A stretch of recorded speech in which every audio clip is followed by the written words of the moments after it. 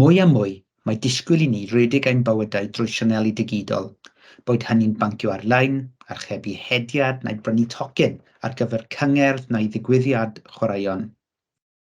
Mae hyn ond yn mynd i gynyddu, ac ni ddylai ein disgwyliadau o wasanaethau cyhoeddus fod yn wahanol. Pam na ddylen ni allu archebu casgliad eitem swmpus ar gyfer y tip, yr un mor hawdd â thocyn sinema? Mae dulliau triog a phrofi ar draws y byd yn darparu gwasanaethau cyhoeddus greddfol. Rydyn ni'n hyrwyddwr dulliau yma yng Nghymru, felly mae gwasanaethau cyhoeddus yma wedi eu dylunio o amgylch pobl ac maen nhw'n hawdd i'w ddefnyddio.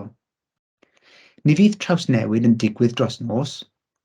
Bydd yn cymryd amser, y sgiliau cywir a meddwl newydd, yn enwedig o gwmpas sut rydyn ni'n wirioneddol dylunio gwasanaethau o amgylch anghenion defnyddiwr, nid anghenion ein sefydliadau.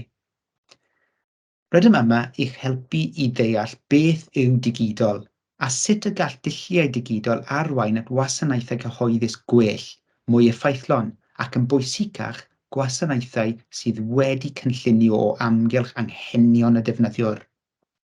Rydym yma hefyd i helpu arweinwyr i ddeall nad yw trawsnewid digidol yn ymwneud â thechnoleg, mae'n ymwneud â phobl, a'n rôl ni yw cefnogi arweinwyr i greu'r amgylchedd sy'n ymgorffori'r ffordd newydd hon o weithio, a'i gwneud hi'n haws i ni gyd weithredu'r dulliau newydd hyn a darparu gwasanaethau cyhoeddus gwell.